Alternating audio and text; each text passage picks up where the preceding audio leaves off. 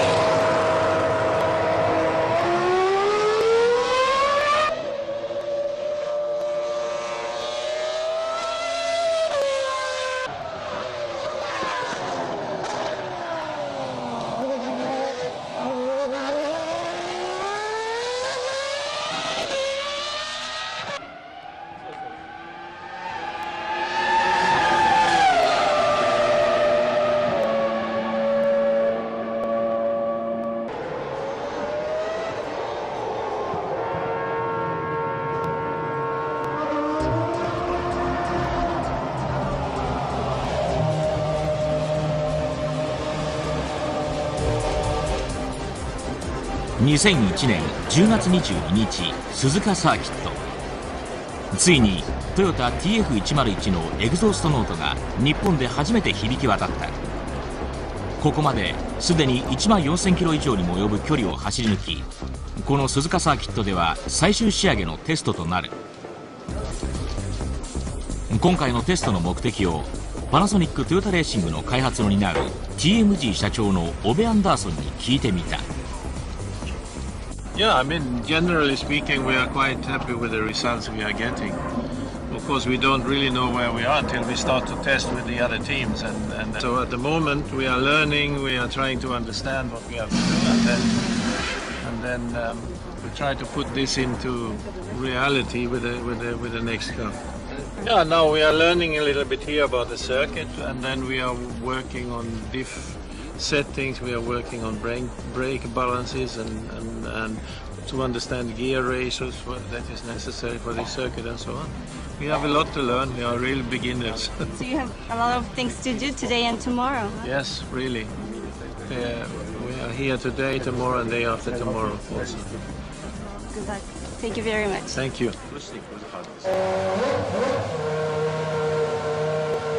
ミカサロのドライブにより、整然とテストメニューが進められていく。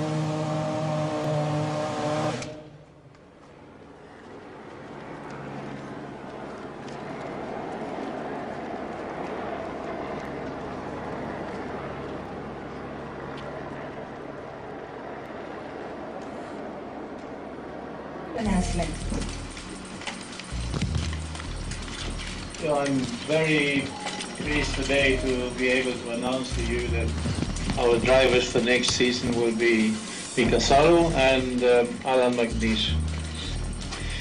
As I've said all along when we started to work with Alan, that if everything worked very well during the testing season, he would be our driver for next year, and I think everything has worked very well, Alan, and well, we would like to give you this opportunity. Well, thank you very much, Obe.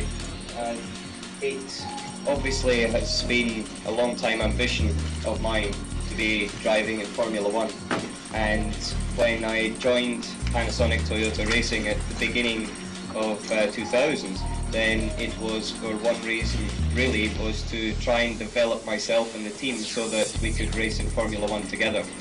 And now I'm very proud that that has now came around, and very much looking forward to the times ahead. I think that now we have developed a very good relationship over the last 3 years, because I first drove with Toyota in 1999 in the Le Mans program, and from that relationship it has now become a very good working, developing relationship, and that is something I think through the year 2001 with myself and Mika Salo, we have forged a very strong team, which is one of the strengths of Toyota I have seen in the past, is that they have a very strong team and they keep that and they have continuity, and this is something that's very, very important in Formula One. But finally, I'd like to thank you, Obe, for giving me the opportunity, and I look forward to working with you in 2002.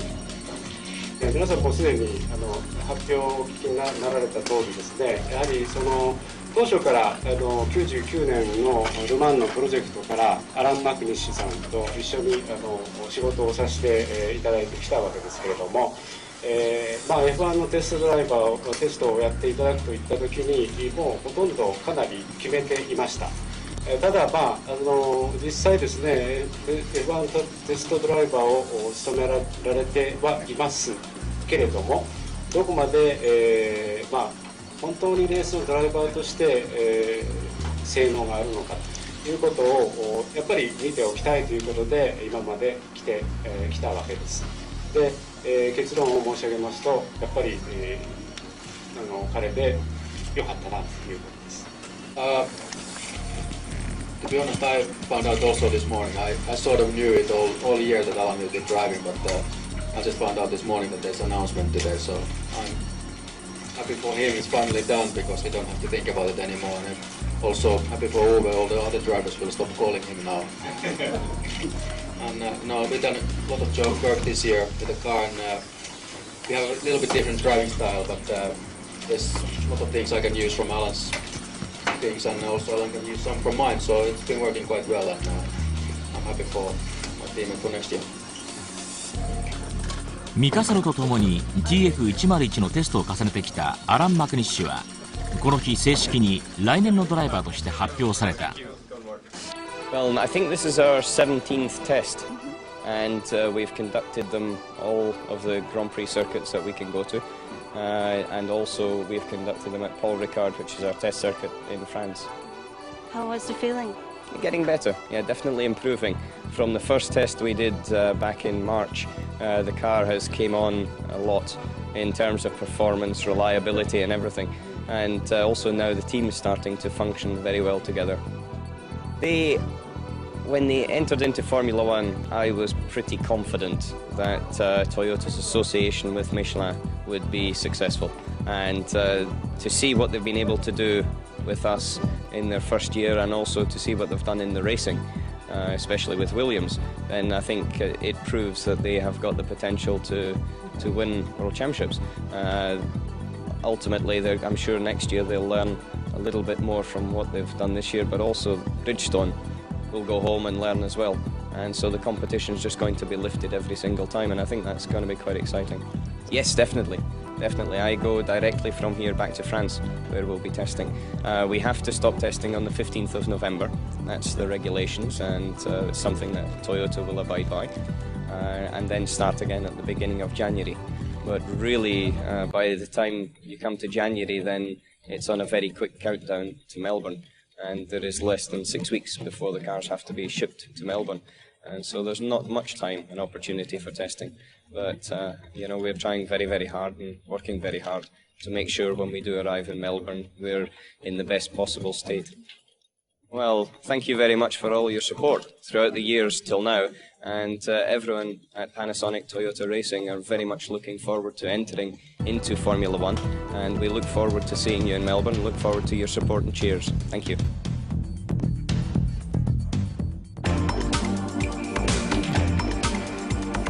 小雨が降り出す中、午後のテストが開始された。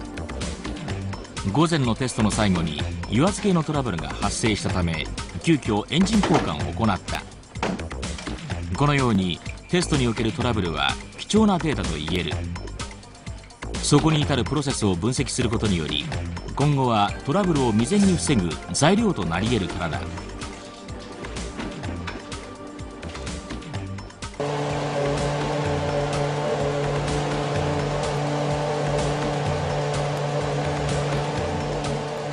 ここまでマシンの開発に携わり、鈴鹿での最初の2日間をテストドライブするミカサロに、今回のテストについて、またトヨタの F1 マシンについてインタビューしてみた。We are a bit unlucky today with the weather because it was raining in the morning and it was dry all lunch break and now it rains again when we asked about the start. So the main goal today was to get some mapping for differential, active differential, and some traction control work. Also we have a new gearbox which we're working on, and that was really main things for these 2 days what I'm doing here. So well, I think we're still quite a lot behind, but we're working on it hard, and I think with the new one we'll be closer. So this is a different story here in Toyota because everything is new. So we're building everything in the factory, so it's completely different than the other teams. They have to concentrate only on the chassis, most of the teams. Engine comes from somewhere else, but we have everything, so it's a double amount of work. I am really happy with everything. Everything is going where it should be, so we still have some work to do, but it's still 4 or 5 months for the first race, so we'll be ready. Yeah, no, I'm happy to be in Japan again, and it's very exciting to be in Australia with the new Toyota car, so I can't really wait. 1 year no racing, so it's been quite a hard time for me, but soon it's finished, so I hope everybody's still behind us next year. Thank you very, very much. Thank you. Thank you. Thanks.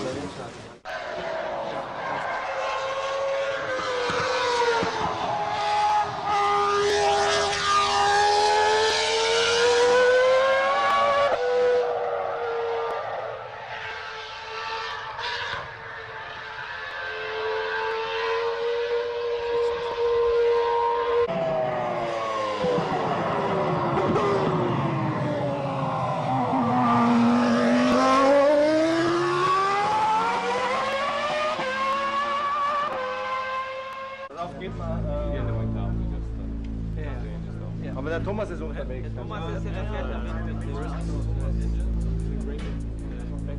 Skiing, or we have to go to neutral.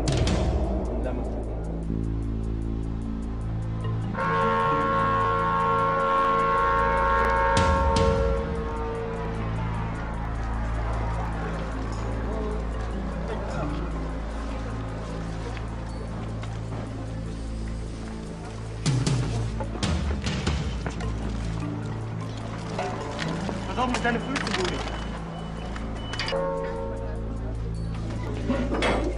エンジン交換を終えコースインしたものの、突然コース上でストップ。なんとかピットまで戻ってくることはできたが、すぐにガレージに入ってしまう。燃料供給のトラブルが原因と思われ、修理に時間がかかる一方で、心配されていた雨がいよいよ本降りとなってきた。その後トラブルはガソリンタンク本体の問題であることが判明し、わずか27周でこの日のテストは終了となった。This morning at 9 o'clock with let's say 50% weather as some rain, some dry. We achieved today 27 laps, and as you have seen around lunchtime, just before the break, we had an hydraulical problem on the engine, so we took the opportunity of the break lunch to change the engine. And then this afternoon, when we went out of the pit again, we faced a problem with the fuel pressure. We thought it was an electrical problem. Then we realized that we had to dismantle the tank, the fuel tank. So our mechanics and engineer, they're checking at the moment. And we didn't go out again for today. We did achieve 27 laps. We were looking for finding a setup of the car because it's the first time for us on Suzuka circuit. トヨタ F1 プロジェクトの本拠地はドイツ・ケルンに拠点を構える TMG で行われている。トヨタが140億円を投じて作り上げたと言われるこのファクトリーは、総フロア面積37,000平方メートルの広さを誇り、F1 エンジン開発用のテストベンチが8機、50% の風洞実験室など最新鋭の設備が備わっている。トヨタ F1 マシンの製作にあたってルーツとも言えるのが、ルマン用 GT1 だ。実際に電子制御関係などのテストにも使用されたという。そして誕生したのがトヨタ TF101。RVX01 と呼ばれるエンジンは90度の V10 で、鈴鹿テストの際には3ステップ目のエンジンが完成されていたという。外観こそ変化がないものの、テストを重ねるたびに細部にはテストデータがフィードバックされているに違いない。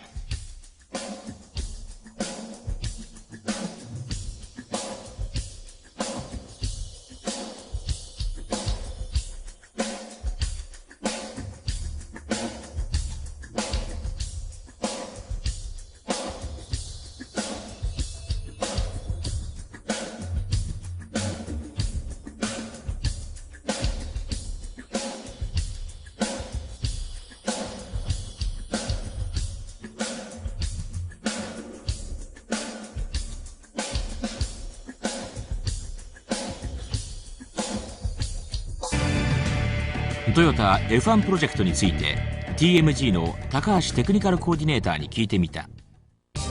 大きくは2つございまして、1つはやはりマーケティングの面から、F1 世界最高峰の F1 に挑戦するということで、企業イメージの向上というのが大きな理由の一つです。でもう一つはその同じ F1 最高峰ということで技術的にもやはりチャレンジするというふうな、意味で、の意味があるということで2つございます。特に個々の技術がということではなくて、その考え方とかが、市販車にも、少なからずフィードバックするというふうに考えています。例えば燃費向上というのは市販車では重要ですけれども、F1 の世界でもやはりフリクションを下げるという技術が重要な技術の一つですから、それは市販車にも相通じるところがあるというふうに思っています。はい、設計から試作までの例えば開発の流れですか。F1 の場合には1年ぐらいでエンジンを開発します。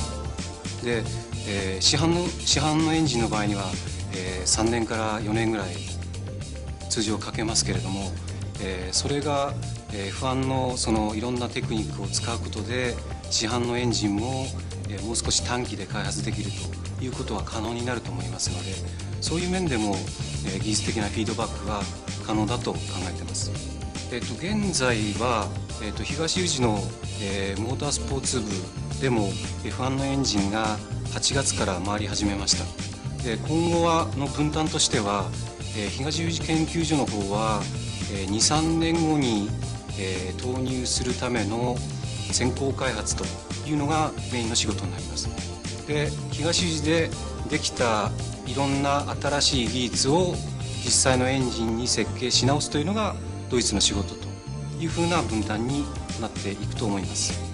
いっぱいありすぎてなかなか例を挙げるっていうのもなかなか難しいんですけれども、例えば我々3月に、今回の車をシェイクダウンしました。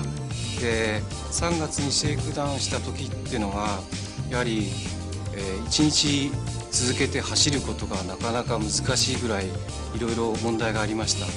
で、今回のテストはちょっとしたトラブルで今日はあんまり走れなかったんですけども、比較的最近の、テストというのは、レース距離を毎日走るだけのテストができるようになりまして、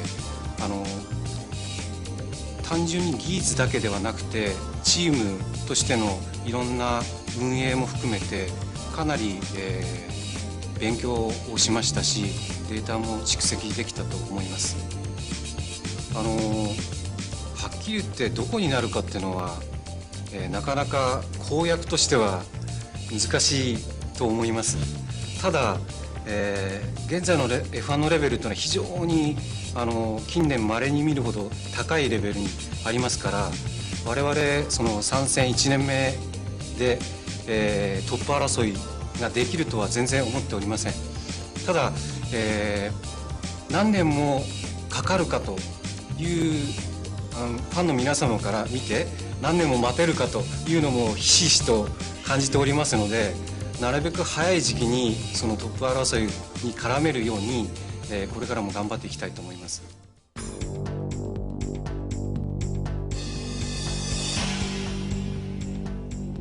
テスト2日目、昨日から降り続いた雨も上がり絶好のテスト日和となった。コースはまだウェットな状態だが朝9時よりテスト開始となった。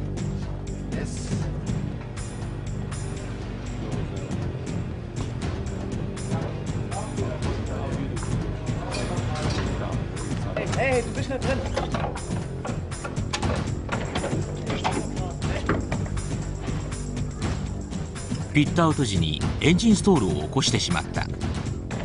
普段映像では捉えることが難しいリアセクションやサイドポンツーンの形状がよくわかる。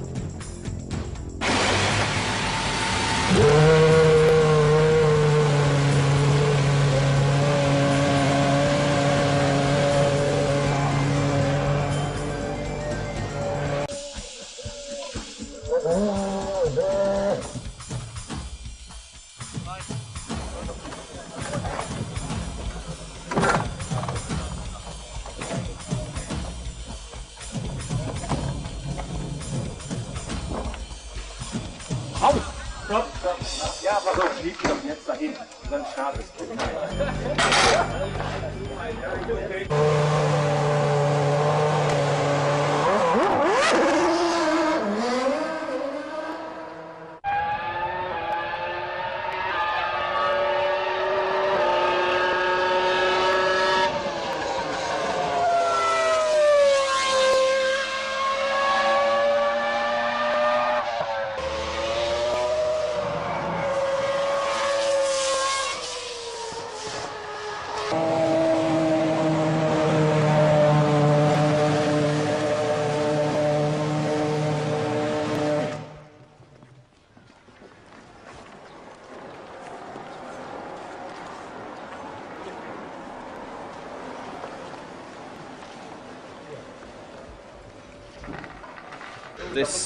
ピット前でマクニッシュがステアリングの説明をしてくれた。スロットルシェイプのアジャストやトラクションコントロールのアジャストなどマシンコントロールのほとんどがここに集約され、ドライバー自ら行えるようになっている。その他マシンに関するあらゆる情報もこのディスプレイで確認できるようになっており、今やステアリングといえども電子制御部品が組み込まれた完全な精密機器といえる。That's correct. It does many things. It adjusts parts of the function of the engine and the way the electronics work in the car. It gives me information here on speed of the car. It gives me information on revs. It gives me gear. It also tells me at different points around the circuit whether I'm faster or slower than my best lap. But on the back, it allows me... It's got two clutch paddles, so we don't have a clutch pedal on the floor of the car. We've just got an accelerator and a brake, and these are the clutches. And then this lever here shifts up, and this lever shifts down. I don't have to do anything. just keep wide open throttle, and I can do it by pressing these.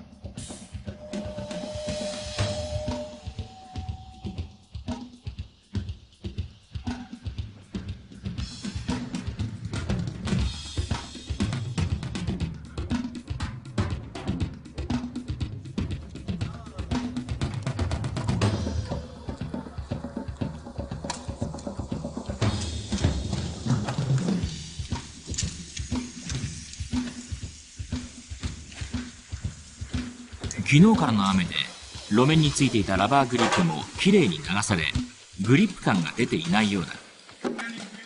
しかもコース上ところどころ水はけが悪い部分があり、なかなか全開のテストができない。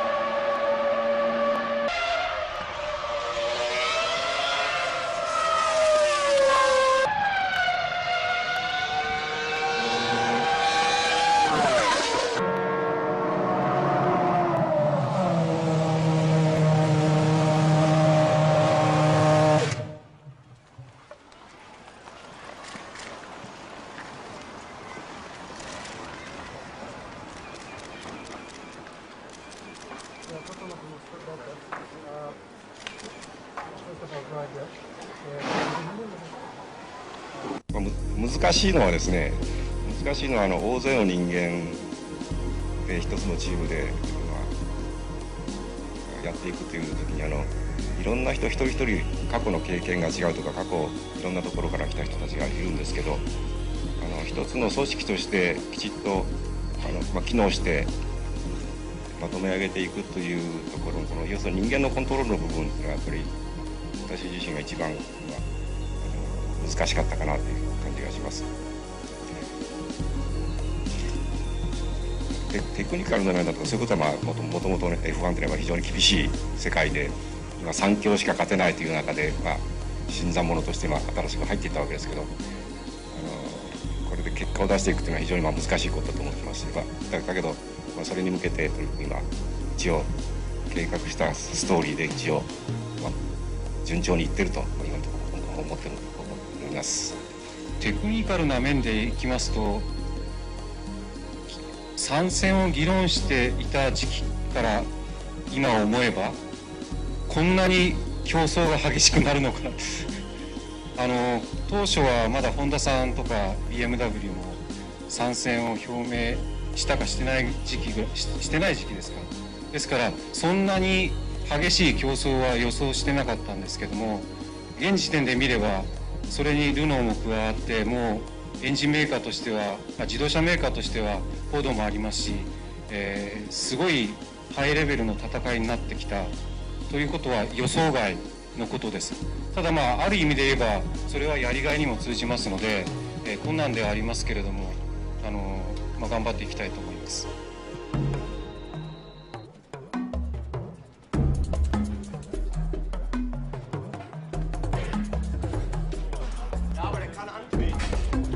路面は完全にドライとなり、昨日までの遅れを取り戻すかのように集約したテストメニューをこなしていく。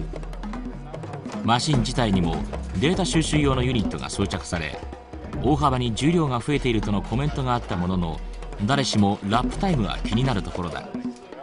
しかしチームはそんな思いとは別にデータ収集に万全の体制で作業を進めていく。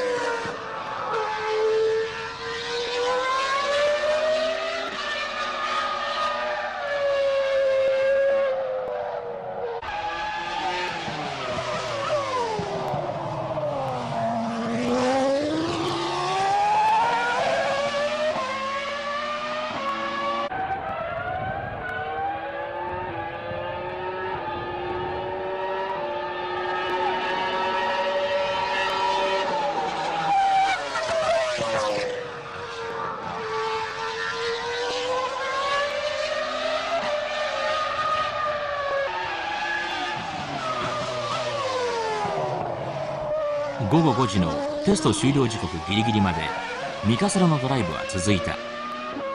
ここまでトラブルフリーで走り抜き、この日午前午後合わせ78周を消化した。今日のベストラップは1分38秒02。計測機器を積んだテストマシンということを考えると十分納得がいくタイムと言える。今日のテスト目的である電子制御の部分から言えばかなりいい適合ができたのではないかというふうに思います。明日はちょっと違ったテストメニューの予定をしております。もう少し例えば重量が変わった時のタイムだとか、そういうもう少し実践向けのテストをやる予定にしております。As you have seen today, it's been a longer day for us because we've been running all day. It was very nice. First of all, the weather has been very good. Even though the racetrack has been damp, wet in the morning and damp till at least lunchtime. Especially at the back of the circuit, there were two corners quite damp, I have to say. But okay, the circuit dried it up by the beginning of the second session this afternoon, which permitted us to continue on our program. We also try to understand a little bit more and learn a little bit more about engine mapping, electronic mapping. We did some launch control test. You have seen we finished the session tonight with launch control on the starting grid. So all this information, they're really crucial for us because we learn actually so much about the car and about the different area of the car. At the moment, it's really a full program going through the learning curve for us, discovering as many things as we can on the car, because it's the only opportunity for us to learn something and come back next year in Suzuka with a better idea and a better setup for the race weekend. Okay, yeah, and we did a lot of work with the mapping, worked with traction control and differential and throttles a little bit and just basic mappings again, just confirming things. And I'm pretty happy we did 400 something kilometers, which is only 70 laps today, so it's a very good amount for the one day. And it's getting better every day, so I'm pretty happy for my test. Unlike yesterday, today, the condition seems to be very good, and then so everybody looks very happy. Yeah, of course we had a bad day yesterday. We had some mechanical problems, and also the weather was bad yesterday. Today we had a little rain in the morning, but otherwise it's been a perfect day for testing today. And my job is done, and Alan will continue tomorrow. So you're very happy today? Yeah, I'm happy. I wanted to do lots of laps, and that's exactly what we did today. So perfect. Good. Thank you very much. Okay, thanks. So how's the test going? Well, today it has been going very well. I mean, yesterday we had a bit of a trying day, and also we had the weather condition was, I mean, in the afternoon was very bad. Today has gone very well. We've gone through a program of different tests we wanted to do, and everything is running well. The menu, I mean, what we are doing here at this moment is we are working on basically on traction control and differential settings, because the differential is electronically managed. So you have one more day tomorrow in Suzuka and a few more tests in Europe, is that correct? That's right, yes. We have to stop testing on the 15th of November. Well, I mean, we have a lot of work to do. Obviously, we have a lot to learn also next year. This is, I mean, in March next year, it will be the first, first steps for us in Formula One. So we know we have a long way to go, but we are working now on the race car for next year, and that will be ready before the end of the year. And I think the tests we've done now here, I mean, we have been in quite a few places and also here, and I think we have a fairly good basic idea on the systems we need to have in the car, how they are working, and how we have to introduce them into the new car. So we are quite happy with the progress so far. But Japanese fans are really looking forward to see one of the Toyota's car in very front row of real race. But when do you think it could be? Well, I understand that the fans want to see that, and I also, and I think the whole team would like to see that. But we have to be realistic about it, and we have many things to learn during next year, and next year for sure will be just for learning, and maybe in the end of the year we hope that we can make some reasonable results. But you have to wait some while, and I hope the fans in Japan will give Toyota and the team us the chance to really get used to Formula One, and then we will surely do our best not to disappoint them. But they must give us some time, please. Okay, but I hope the day will come so soon. I hope so too.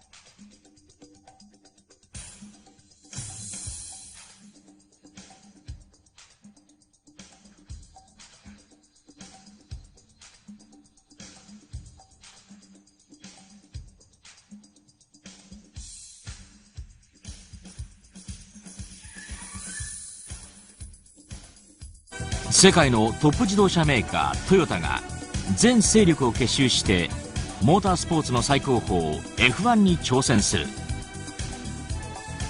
今や全世界に広がるトヨタの力を結集させて自動車開発の頂点といわれる F1 マシン作りに挑む。厳しいレースにフルコンストラクターとして満を持して参戦しようというオールトヨタのプライドはいずれも強豪とされる F1 チームを相手にどんな戦いを展開するのだろうか。